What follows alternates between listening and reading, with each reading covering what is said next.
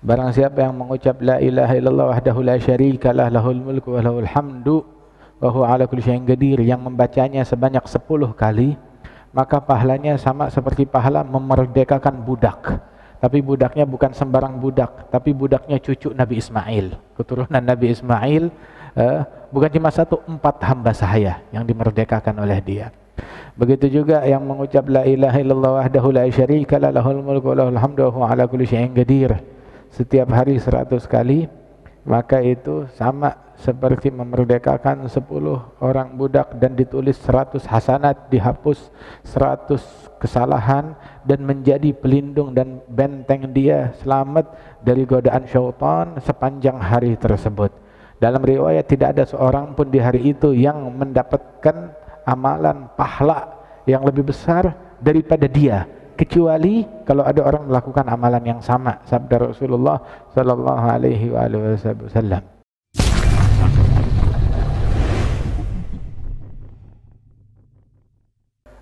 Mengkaji, merenungi ahadits Nabi Muhammad sallallahu alaihi wasallam yang difirmankan oleh Allah Ta'ala, wa ma yantiqu 'anil hawa in huwa illa wahyun yuha.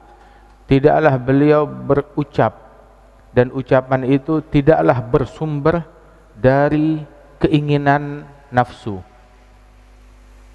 bukan bersumber dari hawa nafsu, bukan bersumber dari obsesi, bukan bersumber dari agenda dan kepentingan pribadi, tapi semata-mata wahyu yang diwahyukan oleh Allah Ta'ala. Dan kalau kita renungi bahwasanya segala bentuk ucapan, undang-undang, penyampaian, aturan dari hampir semua manusia itu nggak ada yang lolos dari hawa nafsu. Pasti di situ ada unsur hawa nafsu, kepentingan nafsu di situ. Ada agenda pribadi, ada kepentingan pribadi. Akan tetapi ucapan Nabi Muhammad SAW tidak ada satu pun yang bersumber dari hawanya beliau, dari keinginan beliau.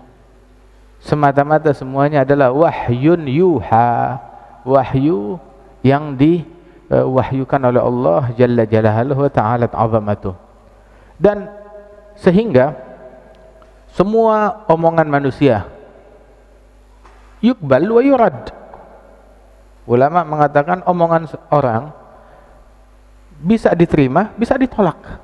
Jadi kalau omongannya ditolak, jangan marah. Kalau pendapatnya ada yang nggak setuju, jangan marah. Semua omongan manusia, semua aturan manusia bisa benar, bisa salah, bisa diterima, bisa ditolak. Illa kecuali yang bersumber dari Nabi Muhammad sallallahu alaihi wasallam, kulluh yuqbal, semuanya diterima, sebab semuanya bukan sumber dari manusia, hawa nafsu, semuanya wahyu yang diwahyukan oleh Allah Subhanahu wa Ta'ala. Allah yang maha tahu tentang semua makhluk, Allah yang maha tahu apa yang terbaik bagi semua makhluk, wahyun yuha. Sehingga Allah Subhanahu wa Ta'ala yang memberikan aturan, yang membimbing. Dan Allah Ta'ala menyebutkan bahwasanya wa man ahsanu minallahi hukman liqaumin yu'minun liqaumin yuqinun. Siapa gerangan yang lebih bagus hukumnya, hukum, membuat sebuah hukum, membuat sebuah aturan, siapa yang lebih bagus? Hukum mana yang lebih bagus melebihi hukum yang dibuat oleh Allah Subhanahu wa Ta'ala melalui lisan Nabi Muhammad sallallahu alaihi wasallam. Wa man ahsanu man asdagu minallahi gila wa man asdagu minallahi haditha. Siapa yang lebih benar daripada ucapannya Allah? Siapa yang lebih benar daripada pemberitaan dari Allah Subhanahu wa Ta'ala? Bahkan kita hidup di zaman sekarang yang ketika ada sebuah pemberitaan, oh ini hoax, berita tidak benar, ini hoax. Kadang dibantahnya dengan hoax, menghoaxkan hoaxnya orang lain untuk menggolkan hoaxnya dia. Kadang seperti itu di zaman sekarang, yang mana semua rata-rata omongan manusia dugaan, uji coba, dan yang mempercayai dan yang membenarkannya mereka adalah kelinci percobaan. Kecuali apa yang bersumber dari Nabi besar Muhammad sallallahu alaihi wasallam, hadza huwal haq. Itu adalah yang hak, yang hakiki, yang sebenarnya. Sehingga Allah Ta'ala berfirman, wa in tuti'uhu tahtadu, dalam Al-Quran, wa in tuti'uhu tahtadu. Kalau kalian mentaati beliau, kalau kalian mentaati nurut kepada Nabi Muhammad, tahtadu, kalian akan benar, berhasil menempuh jalan hidayat, jalan yang benar.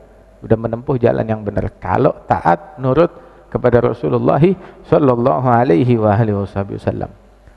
Omongan selain Nabi Muhammad kalau sesuai dengan omongannya Rasulullah, maka hidayat, maka hak. Tapi segala sesuatu yang menyimpang dari tuntunannya sang Nabi, dari ajarannya sang Rasul, maka itu semuanya tertolak dan tidak diterima dan tidak dibenarkan. Di dalam hadisnya Rasulullah SAW yang difirmankan, diisyaratkan oleh Allah Ta'ala, wadhkurna ma yutla alaikunna min ayati, ma yutla alaikunna fi buyutikunna min ayatillahi wal hikmah, wadhkurna ma yutla alaikunna min ayatillahi wal hikmah. Dalam surat Al-Ahzab, suruh ingat, suruh sebut apa yang dibacakan kepada kalian dari ayat-ayat Allah dan dari hikmah. Allah Ta'ala perintahkan kepada Nabi Muhammad, kepada istri-istrinya Rasulullah sallallahu alaihi wasallam, wa yadhkurna ma yutla fi buyutikunna min ayatillahi wal hikmah. Ingat apa yang dikaji, yang diulang, dibacakan, dilantunkan di rumah-rumah kalian, rumah-rumahnya Nabi Muhammad, rumah-rumah istrinya Nabi. Apa yang diulang di rumahnya Nabi Muhammad? Yang diulang di rumahnya Nabi Muhammad cuma dua hal, ayat-ayatnya Allah dan hikmah. Apa itu hikmah? Ilmunya Rasulullah, ucapannya Rasulullah, hadisnya Rasulullah sallallahu alaihi wasallam. Nah terus coba kita pikir, apa kira-kira yang diulang di rumah kita? Yang diulang oh enggak kok, saya di rumah kita selain ada televisi, selain ada berita, selain ada ini, Quran juga ada juga, kadang diulang, hadis Nabi kadang diulang. Oke, tapi porsinya berapa banyak? Porsinya berapa banyak? Persentasenya berapa banyak? Bisa jadi 100%, belum tentu 1%-nya untuk Al-Quran, belum tentu 1%-nya untuk hadis Nabi besar Muhammad sallallahu alaihi wasallam. Barangkali ada yang seharian dari subuh sampai saat ini belum baca Quran satu ayat pun juga. Oh saya udah baca, tapi di rumah kita, istri kita, anak kita, bagaimana? Apa yang mereka baca? Oh mereka udah baca berita dari channel ini, dari channel ini, dari media ini, dari media itu. Tetapi belum membaca Al-Quran, belum membaca hadis Nabi Muhammad sallallahu alaihi wasallam. Ini adalah satu hal yang miris, satu hal yang sangat menyedihkan. Sehingga mencari solusi, silakan mau mencari solusi dari mana aja, tetapi dijadikan hadisnya Nabi, firmannya Allah Ta'ala itu sebagai hal yang terakhir. Kalau ingat dijadikan itu hal yang paling akhir, pencarian paling akhir di situ.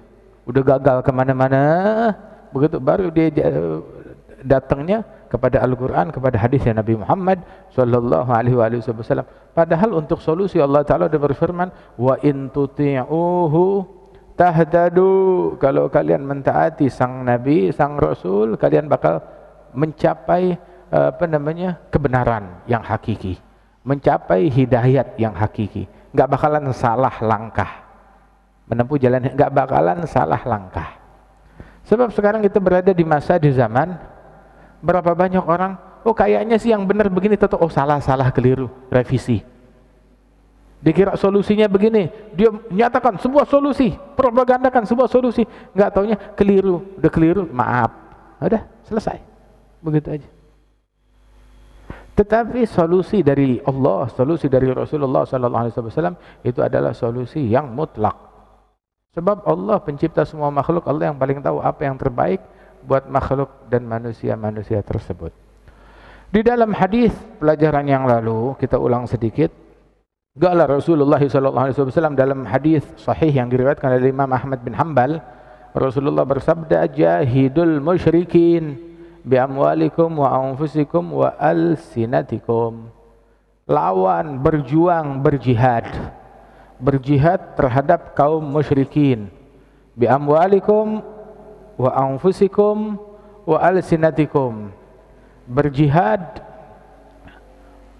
terhadap musyrikin dengan harta kalian, dengan diri kalian, dengan jiwa kalian, dengan lisan kalian, dengan lidah kalian. Jihad, kita disuruh jihad. Dan juga sudah dijelaskan tentang jihad tersebut yang merupakan bazlul majhud linailil maqsud, mengerahkan segala kekuatan, segala kemampuan, segala daya upaya untuk mencapai tujuan.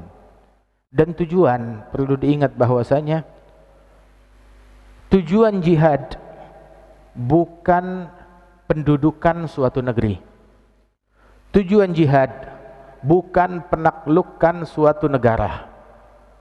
Tujuan jihad bukan menumpahkan darah orang yang beda agama, ya kan? Sebab kalau tujuan jihad, oh untuk ngebunuhin Yahudi, Nasrani, musyrikin, kalau tujuannya seperti itu, waktu Nabi Muhammad meninggal dunia, kan kita baca sirahnya Nabi. Nabi waktu meninggal dunia, baju perangnya digadaikan kepada orang Yahudi. Maknanya apa?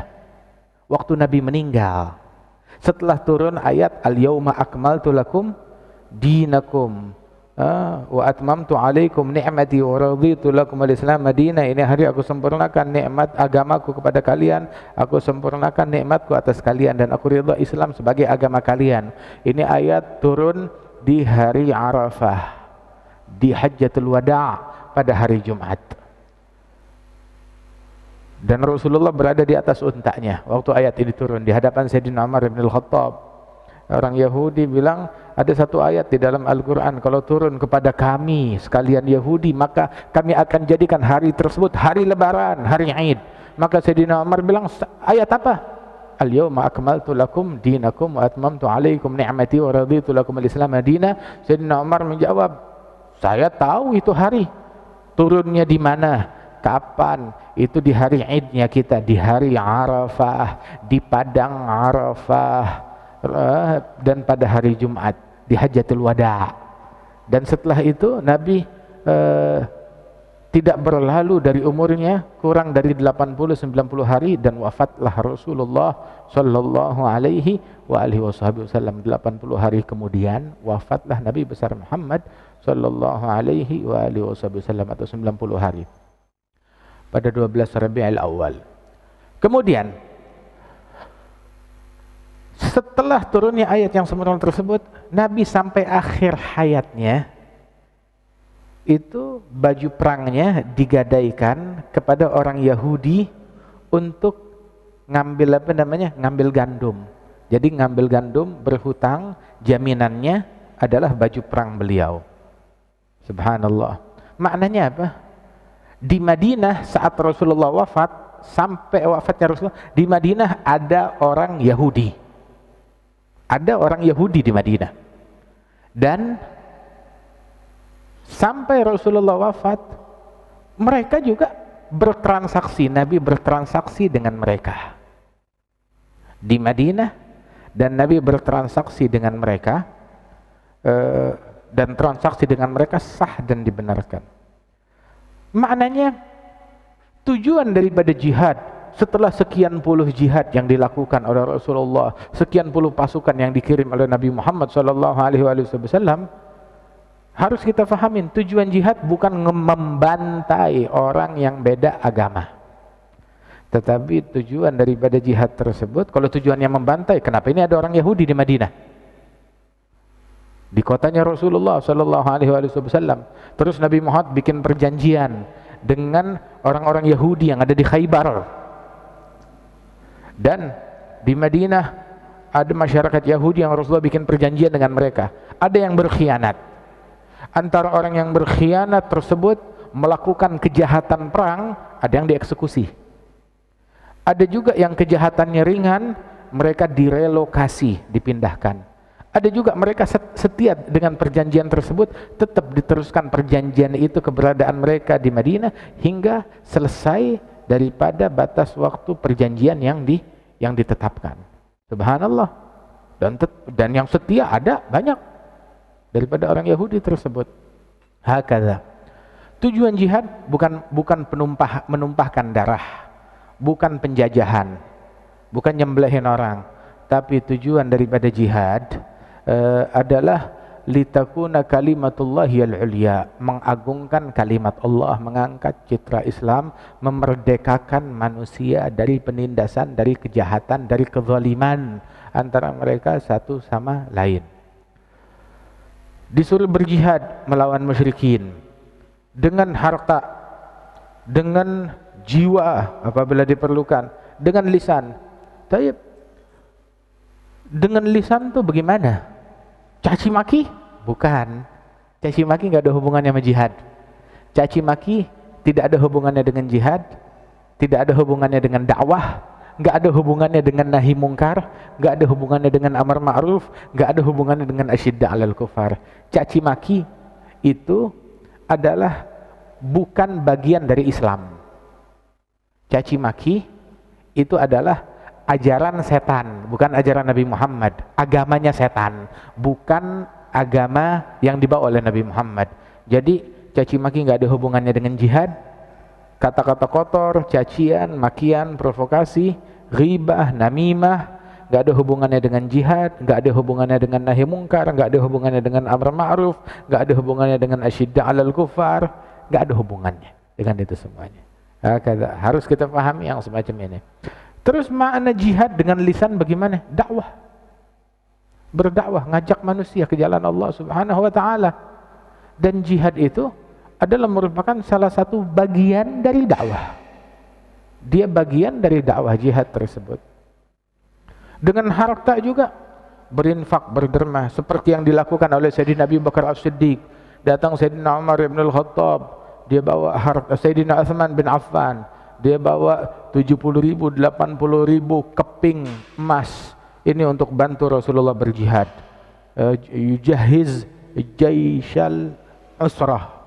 Kemudian juga datang Sayyidina Umar bin al-Khattab bawa harta yang banyak lagi. Dia bilang, apa yang kamu sisakan untuk keluargamu? Saya sisakan jumlah yang sama. Jadi harta saya setengahnya buat Rasulullah, setengahnya untuk keluarga. Datang Sayyidina Abu Bakar Siddiq bawa harta yang banyak. Nabi nanya, apa yang kamu sisakan untuk keluargamu? Maka dijawab oleh Abu Bakar, lebih besar dari ini. Loh, apa yang lebih besar dari ini semua? Allah wa Rasuluh. Yang saya sisakan untuk mereka adalah Allah dan Rasulnya sallallahu alaihi wasallam radhiyallahu ta'ala an ashabi Rasulillahi ajma'in. Dengan harta, dengan nyawa, dengan jiwa mereka. Bahkan Rasulullah sallallahu alaihi wasallam beliau sendiri yang terjun, yang bergerak dalam berjihad.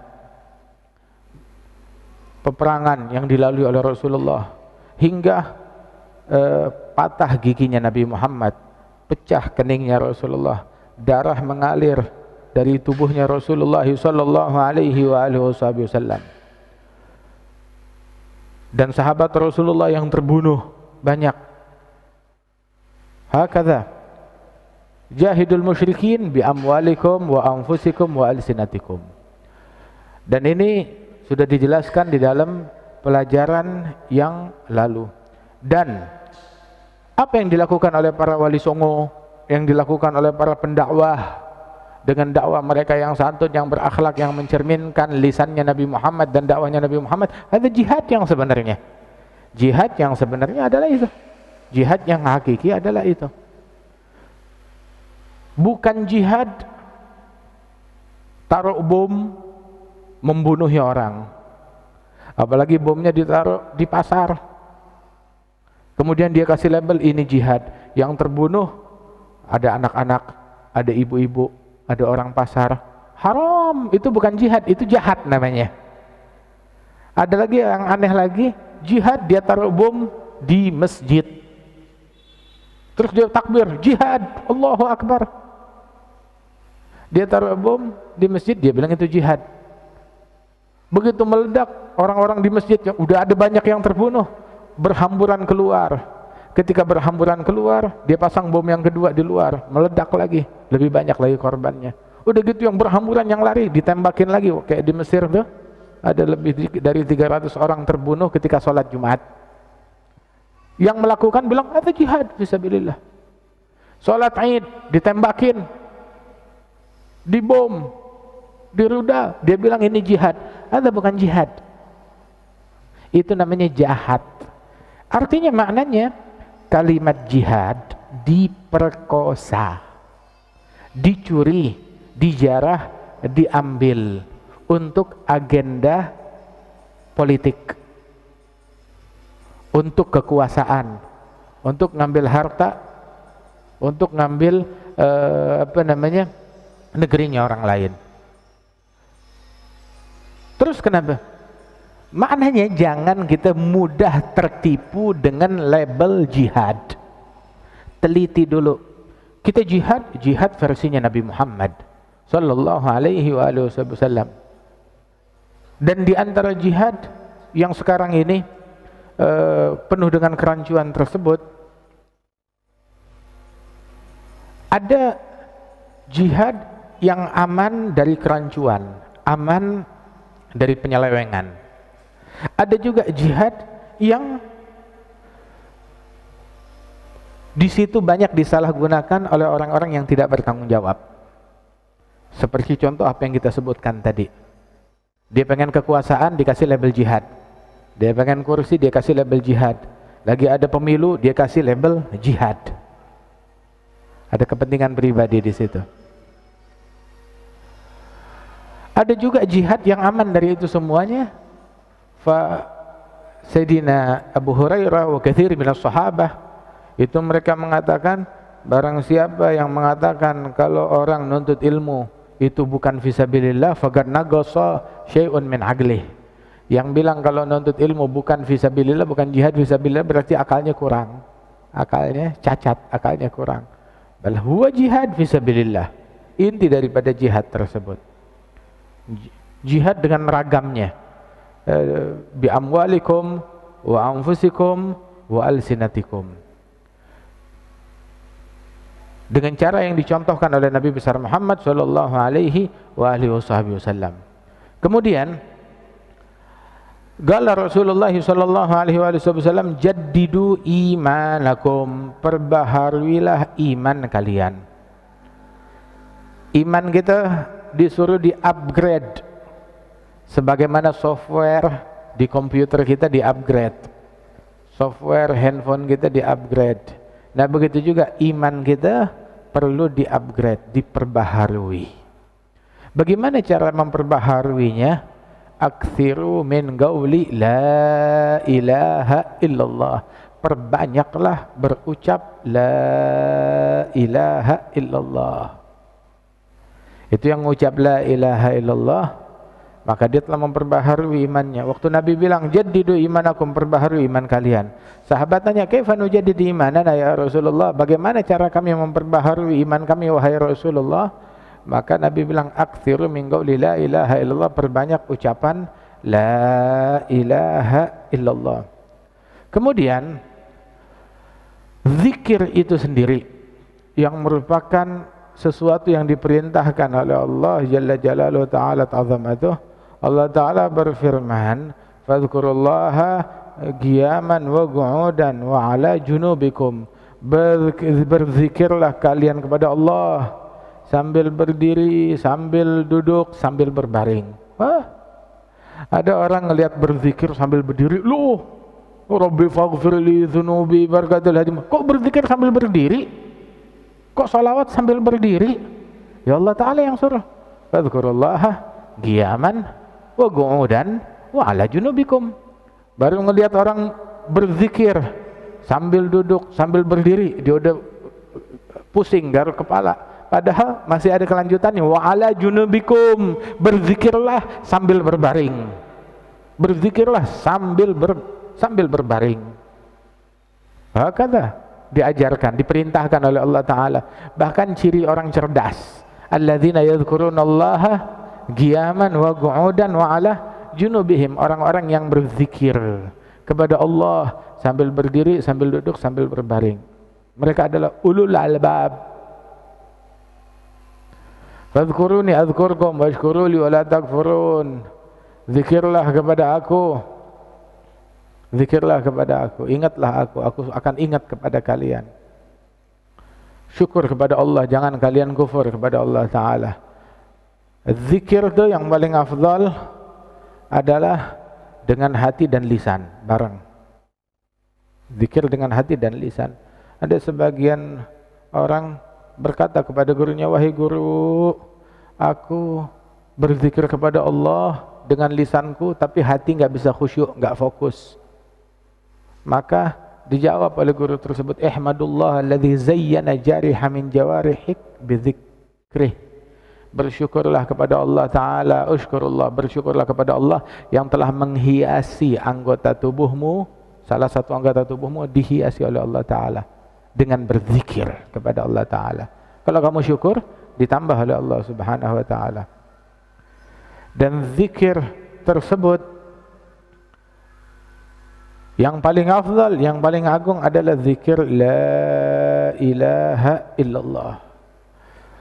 Ada satu sahabat bilang kepada Rasulullah sallallahu alaihi wasallam, ya Rasulullah, qad kathurat alaihi syara'il Islam.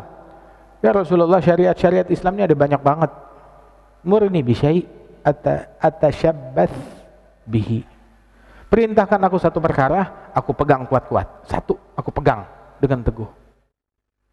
Kata itu orang.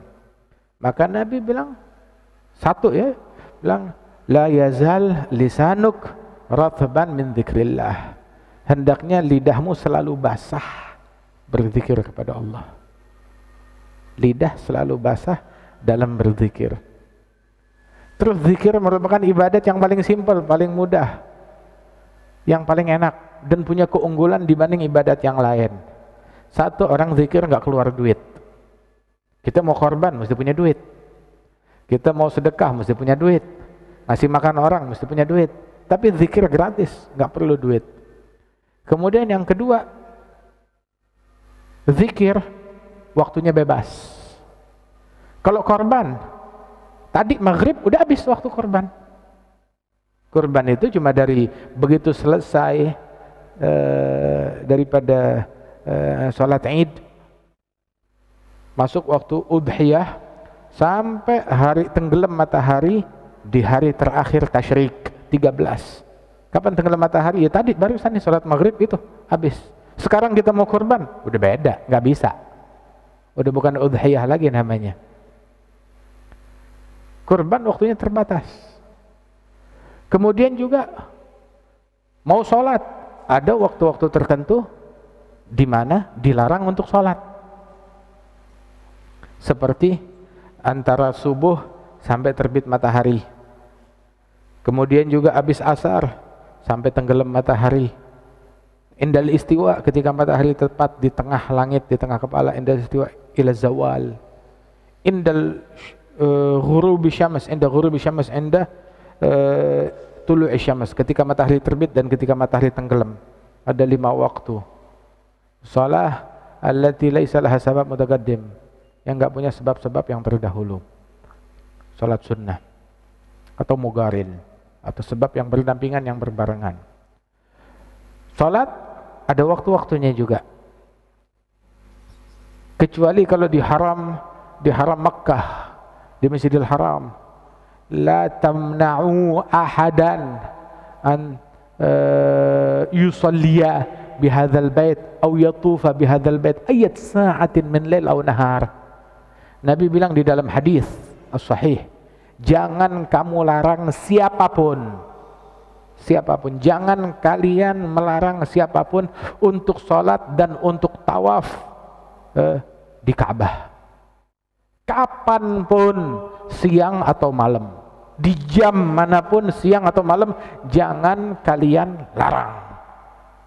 Nabi perintah begitu, jangan kalian melarang siapapun dari orang Islam untuk sholat atau untuk tawaf di Ka'bah. Dilarang untuk melarang.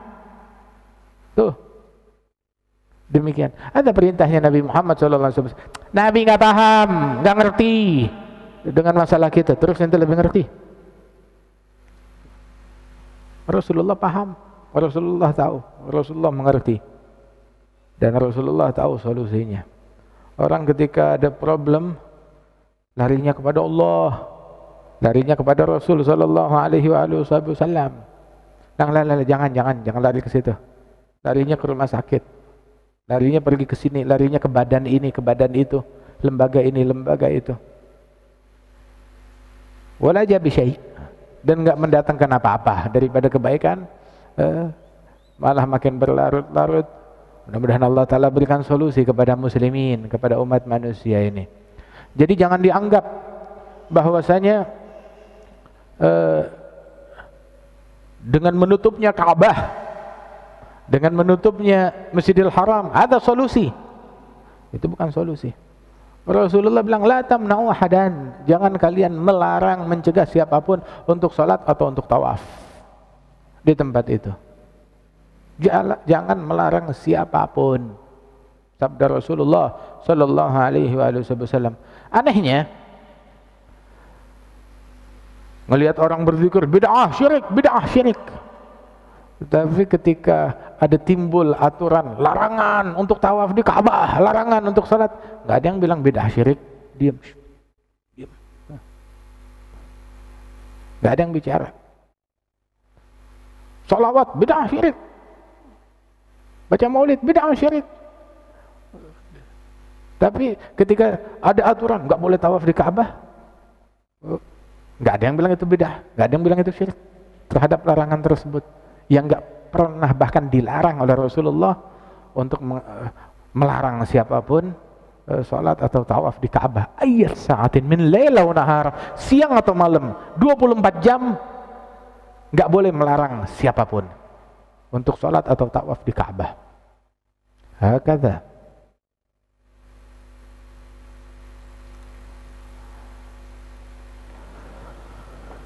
Kemudian juga ibadat-ibadat yang lain terbatas. Kita sholat semangat, bisa berapa rakaat? 1000 rakaat, capek. Tapi zikir nggak capek. Oh jenuh, zikir yang ini, ada zikir yang lain. Dikatakan oleh ulama, lamma alimal haqqu minka wujudal malal wa nalaka ta'at. Allah Ta'ala tahu kita mudah jenuh, maka dijadikan taat itu beragam. Zikir ada ragamnya. Yang paling afdal la ilaha illallah. Rasulullah sallallahu alaihi wasallam itu beliau bilang, afdalul zikri la ilaha illallah. Zikir yang paling afdal adalah dia selamat dari azabku, kata Rasulullah, kata firman Allah Ta'ala dalam hadis qudsi yang diceritakan, disampaikan oleh Nabi Muhammad sallallahu alaihi wasallam. Ada Imam Ali Ridha bin Musa al-Kazim, itu beliau dihadang oleh para ulama ketika melewati suatu negeri, dihadang oleh para ulama muhaddisin. Bilang, ya Imam, izinkan kami untuk melihat wajahmu. Maka dibuka penutup wajahnya.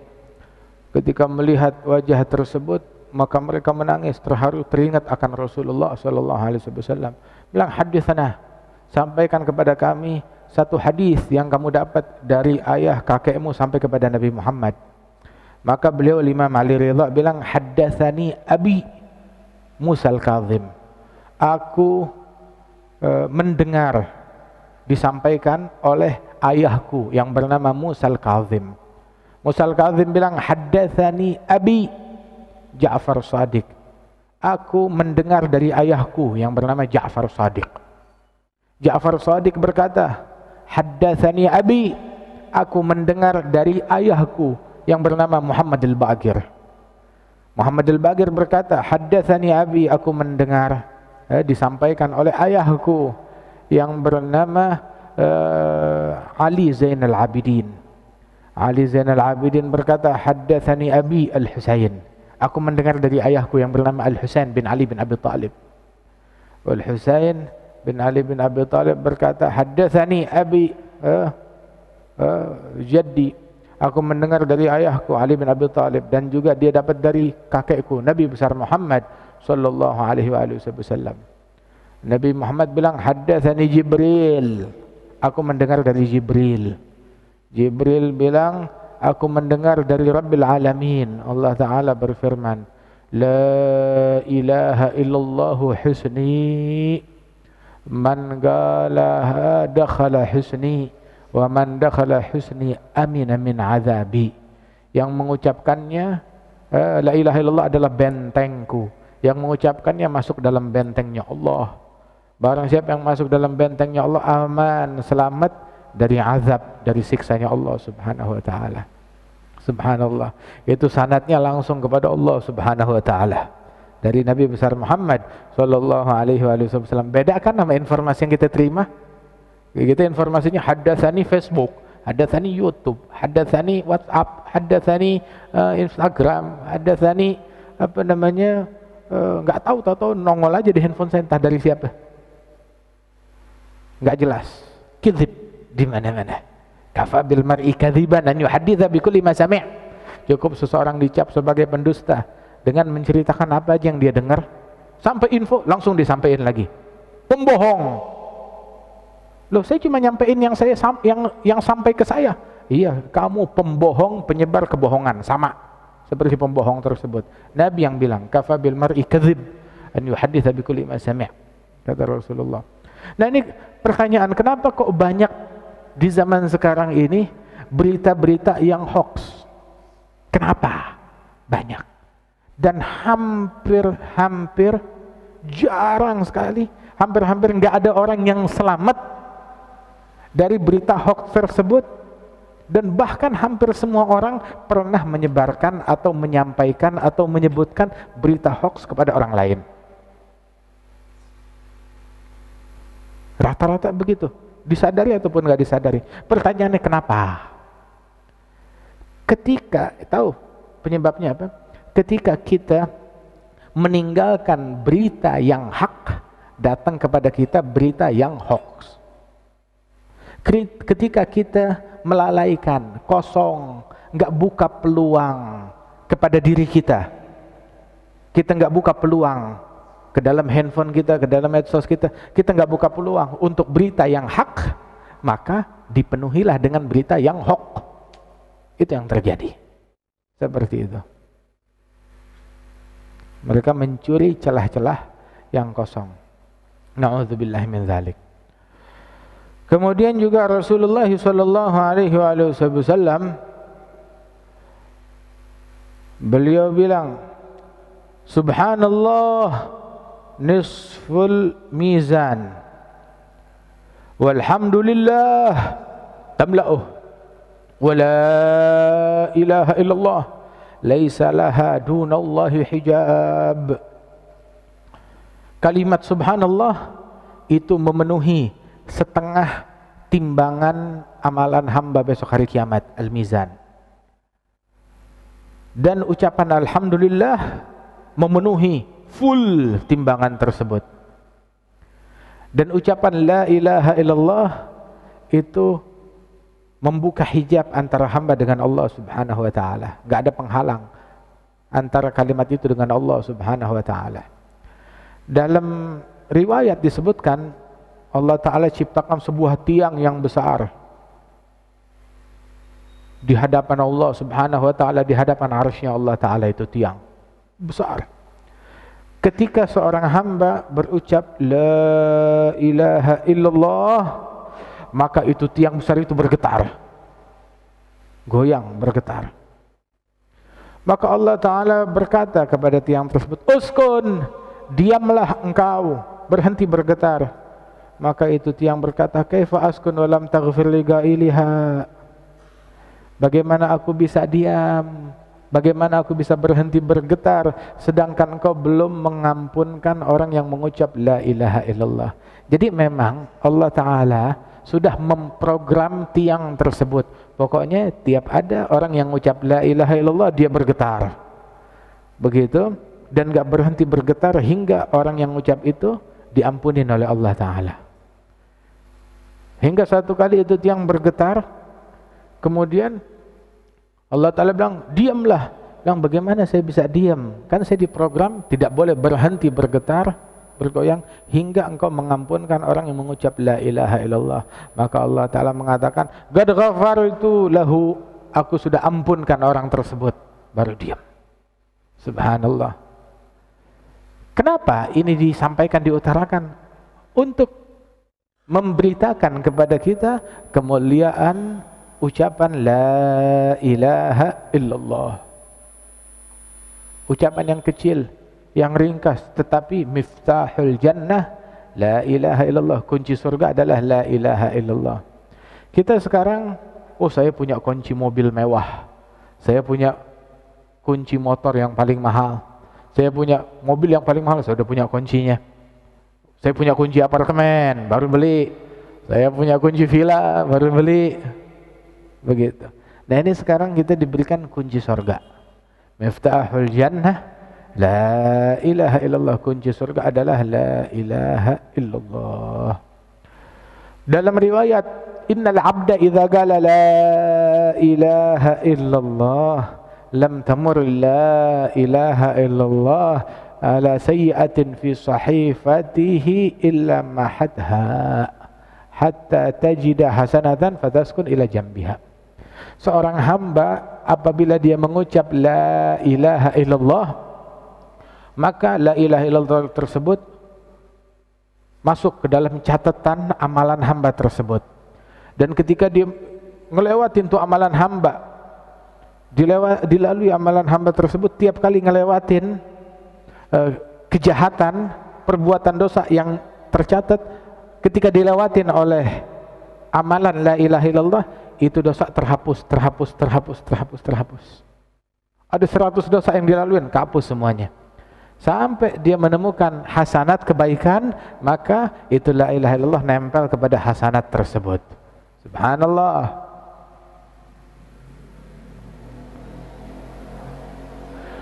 Dalam riwayat, seandainya langit dan bumi, 7 lapis langit dan bumi yang 7 itu diletakkan di sebuah timbangan, kalimat la ilaha illallah di sisi timbangan yang lain, maka kalimat la ilaha illallah lebih berat daripada langit dan bumi. Bahkan ada seorang hamba yang dia banyak berbuat kesalahan, banyak berbuat dosa. Kemudian ketika ditimbang amalan dia, dosanya jauh lebih banyak daripada kebaikan. Hingga dia menyangka, khalas saya habis deh, saya celaka, saya binasa. Tahu-tahu Allah Ta'ala bilang, innalaka indana wadi'ah, masih ada simpanan kamu. Ya udah habis simpanan saya, ada, masih ada satu simpanan kamu yang belum saya kasih, saya simpenin untuk ditaruh di timbangan hasanat kebaikan. Cuma satu itu aja. Oh, tapi ini sekarang dosa saya segunung, amal ibadat saya semuanya kalah. Ini dosa segunung, masa satu bisa nebus? Coba aja. Maka dikasih kartu. Ini kartu. Tulisannya la ilaha illallah. Dulu kamu pernah mengucapkannya dengan tulus, dengan ikhlas. Nah ya ini apa gunanya? Nyampainya kemana? Tapi ikhlas, ditimbang. Begitu ditimbang, itu kalimat itu langsung membuat timbangan hasanatnya menjadi berat, mengalahkan dari semua sayyiat yang dulu pernah dia ucap, yang pernah dia lakukan. Sayyidina Abu Hurairah bertanya kepada Rasulullah sallallahu alaihi wasallam, "Ya Rasulullah, man as'adun nas bi syafa'atik yaumil qiyamah?" Siapa orang yang paling beruntung dengan syafaatmu esok di hari kiamat? Maka dijawab oleh Rasulullah, ya Abu Hurairah, saya sudah menduga enggak ada seorang pun yang bakal bertanya pertanyaan ini selain engkau. Saking saya tahu, memang saya lagi nunggu kapan saya bakal ditanya pertanyaan ini. Orang yang paling beruntung mendapatkan syafaatnya Nabi. Belum ada yang nanya, dan saya udah memperkirakan nih yang nanya begini nih pasti Abu Hurairah, soalnya dia haus akan ilmu. Subhanallah. Maka dijawab oleh Nabi, ketahuilah as'adun nas bi syafaati yaumal qiyamah man qala la ilaha illallah khalisan min qalbih. Orang yang paling beruntung dengan syafaatku esok hari kiamat yang berucap la ilaha illallah murni dari hatinya, enggak ada kecampuran dengan agenda-agenda lain, murni dari hatinya, khalisan min qalbih. Soalnya bahkan slogan la ilaha illallah juga dijual zaman sekarang. Begitu dijual, buat praktek ini, buat praktek itu, dijual, digadaikan, begitu, dijual, dipakai, buat partai, buat politik, buat ini, buat itu. Nah itu yang merusak citra la ilaha illallah, merusak citra la ilaha illallah. Padahal la ilaha illallah adalah agung, adalah mulia. Makanya mereka yang melakukan kejahatan atas nama la ilaha illallah, mereka lah penista la ilaha illallah. Mereka adalah orang-orang yang menodai la ilaha illallah. Nabi Muhammad SAW, beliau ketika ditanya tentang jihad yang fisabilillah, Nabi bilang, man qa'atal litakuna kalimatullahiyal ulya fahuwa fisabilillah. Yang berjuang, yang berperang untuk mengangkat citra kalimatnya Allah, citra la ilaha illallah, maka itu adalah yang fisabilillah, yang sejati, untuk mengangkat citra Islam. Tapi kalau ngejatuhin citra Islam, merusak citra Islam, membuat orang menjadi alergi dengan Islam. Nah ini dia menodai Islam, mencoreng daripada Islam tersebut. Dia bukan jihad fisabilillah, dia menjahati sabilillah, dia menjahati la ilaha illallah Muhammadur Rasulullah sallallahu alaihi wasallam. Karenanya itu kalimat ini perbanyak daripada zikir ini. Sehari 100 kali, 200 kali. Ada di antara orang-orang, di antara solihin yang tiap hari zikirnya la ilaha illallah sampai 100, 200, ada yang 1000. Karena Imam Abdullah bin Hasan bin Tahir tiap hari zikir la ilaha illallah 25.000 kali. Zikir ya Allah 25.000 kali, salawat 25.000 kali. Bahkan al-faqih al-muqaddam Muhammad bin Ali Ba'alawi, beliau berzikir la ilaha illallah Muhammadur Rasulullah sallallahu alaihi wasallam setiap hari 100.000 kali. Katsir di antara para ulama yang semacam ini. Nah, kita sekarang berzikir kalimat la ilaha illallah berapa kali dalam sehari tersebut? Zikir, baca daripada kalimat tersebut agar meresap di dalam jiwa kita, agar meresap di dalam hati kita. Dan perlu dipahami, la ilaha illallah harus mempunyai efek tajdid, memperbaharui semangat, memperbaharui kemanisan iman, memperbaharui kekhusyuan, memperbaharui ketaatan kita kepada Allah Subhanahu wa taala, memperbaharui iman kita. Itu efek la ilaha illallah. Barang siapa yang zikirnya tetapi enggak memperbaharui semangatnya, berarti ada yang salah. Bukan zikirnya yang salah, tapi dianya yang salah. Ya, obatnya nggak salah, tapi apa yang ada di dalam hatimu, apa yang ada di dalam tubuhmu, kok hingga ini obat tidak ngefek dalam dirinya. Ya, nasallahu taufik, insyaallah, mudah-mudahan Allah Ta'ala berikan taufik. Allah Ta'ala hidupkan kita dalam la ilaha illallah, Allah Ta'ala matikan kita dalam la ilaha illallah. Allah Ta'ala jadikan ucapan terakhir kita dari dunia ini adalah kalimat la ilaha illallah, dengan mencapai segala hakikatnya zahiran wa batinan. Amin ya rabbal alamin. Ada beberapa ijazah berkaitan tentang zikir la ilaha illallah ini. Tujuannya agar kita dianjurkan untuk memperbanyak zikir la ilaha illallah. Maka kita mau keluar dari sini ada sesuatu yang kita baca berkaitan tentang zikir ini. Di antaranya adalah zikir la ilaha illallah wahdahu la syarika lah lahul mulku wa lahul hamdu wa huwa ala kulli syai'in qadir. Itu Rasulullah bilang di dalam hadis, man qalaha 10 marat kana kaman ataga arba'a anfus min walad Ismail alaihi salam. Barang siapa yang mengucap la ilaha illallah wahdahu la syarika lah lahul mulku wa lahul hamdu wa huwa ala kulli syai'in qadir, yang membacanya sebanyak 10 kali, maka pahalanya sama seperti pahala memerdekakan budak. Tapi budaknya bukan sembarang budak, tapi budaknya cucu Nabi Ismail, keturunan Nabi Ismail. Bukan cuma 1, 4 hamba sahaya yang dimerdekakan oleh dia. Begitu juga yang mengucap la ilaha illallah wahdahu la syarika lah lahul mulku wa lahul hamdu wa huwa ala kulli syai'in qadir setiap hari 100 kali, maka itu sama seperti memerdekakan 10 orang budak dan ditulis 100 hasanat, dihapus 100 kesalahan, dan menjadi pelindung dan benteng dia selamat dari godaan syaitan sepanjang hari tersebut.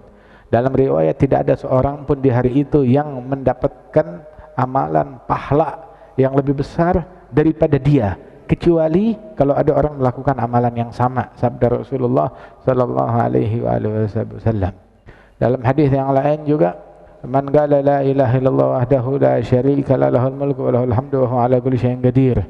Barang siapa yang mengucap la ilaha illallah wahdahu la syarika lah lahul mulku wa lahul hamdu wa huwa ala kulli syai'in qadir, itu lam yasbigha amal wa la tabqa ma'a khati'ah. Ini ucapan ini enggak bisa dibalap, dikalahkan oleh amalan apapun yang lebih besar pahalanya, dan juga tidak menyisakan daripada kesalahan di dalam catatan amalan dia. Hingga amalan dari salafus salih, mereka membaca zikir ini biasanya sehabis salam dari salat maghrib sebanyak 10 kali, dan juga sehabis salam dari salat subuh sebanyak 10 kali. Subhanallah. Dan juga ada juga daripada zikir-zikir mereka yang lain untuk diamalkan daripada zikir yang berkenaan dengan zikir la ilaha illallah. Wa kana sahabatnya Rasulullah sallallahu alaihi wasallam, Sayyidina Abu Bakar As-Siddiq radhiyallahu anhu, beliau Sayyidina Abu Bakar As-Siddiq ucapannya kalau ngomong selalu bercampur dengan zikir la ilaha illallah. Selalu. Sampai itu beliau itu ketika kalau ditanya bicara dengan orang, dialog dengan orang, ketika beliau bicara ucapannya itu bercampur dengan la ilaha illallah. Saat beliau diam mendengar omongan orang itu lidahnya enggak berhenti mengucap la ilaha illallah. Wa hadhil ghalib yang dominan pada pribadi beliau adalah zikir la ilaha illallah. Sayyidina Abu Bakar dominan pada dirinya zikir la ilaha illallah, enggak pernah lepas. Kalau Sayyidina Umar ibn al-Khattab yang dominan pada dirinya selalu tuh menjadi syiar dan ucapan beliau tiap saat, tiap waktu, Allahu Akbar, Allahu Akbar, Allahu Akbar, selalu. Kalau Sayyidina Abu Bakar la ilaha illallah, la ilaha illallah, la ilaha illallah. Kalau Sayyidina Utsman yang dominan dalam keadaan beliau setiap saat subhanallah, subhanallah, subhanallah. Adapun Sayyidina Ali bin Abi Thalib yang dominan pada pribadi beliau ada ucapan alhamdulillah, alhamdulillah, alhamdulillah. Nah, ini 4 zikir yang disebut al-baqiyatus shalihat. Al-baqiyatus shalihat, hal amalan soleh yang langgeng dan abadi, itu melekat kepada 4 sahabat Rasulullah yang agung. Subhanallah, walhamdulillah, la ilaha illallah, Allahu Akbar.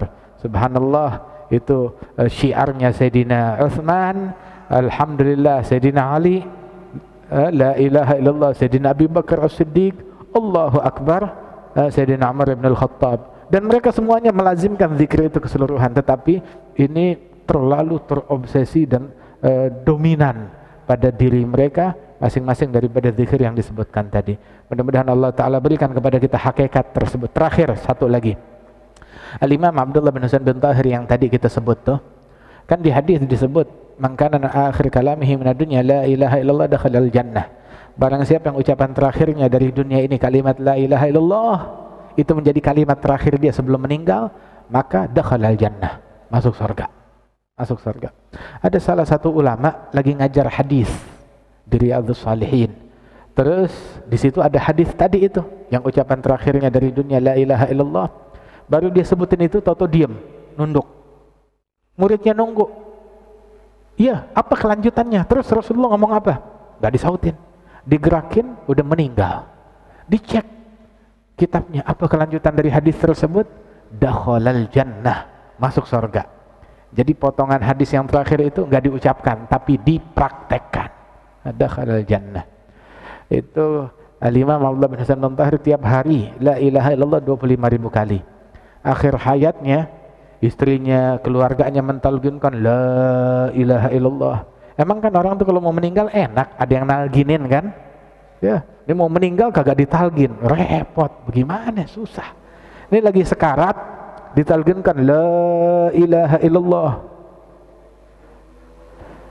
Tapi nggak nyaut. Al-Imam Abdullah bin Hasan bin Tahir ditalginkan lagi, nggak nyaut.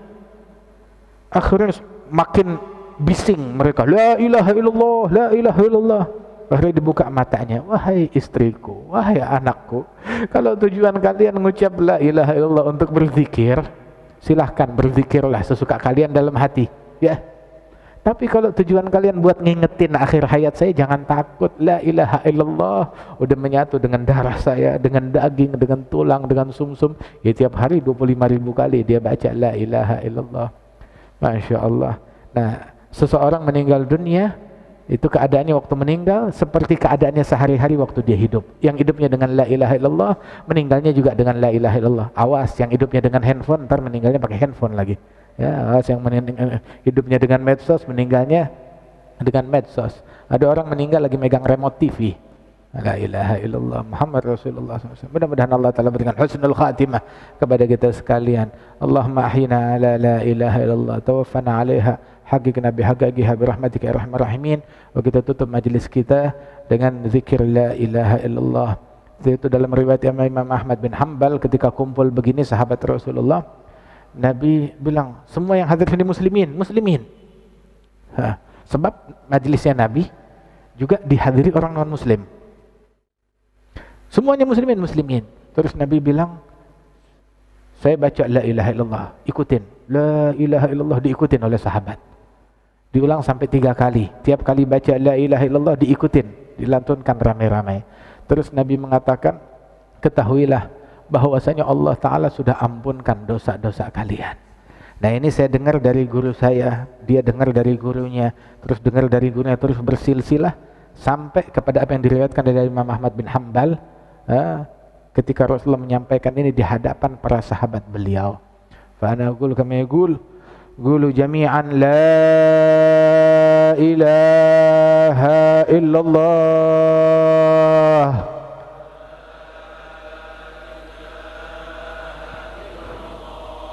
La ilaha illallah.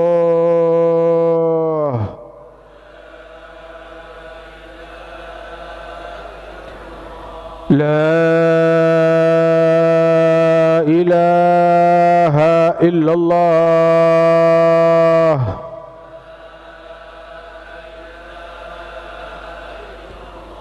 Muhammadun Rasulullah.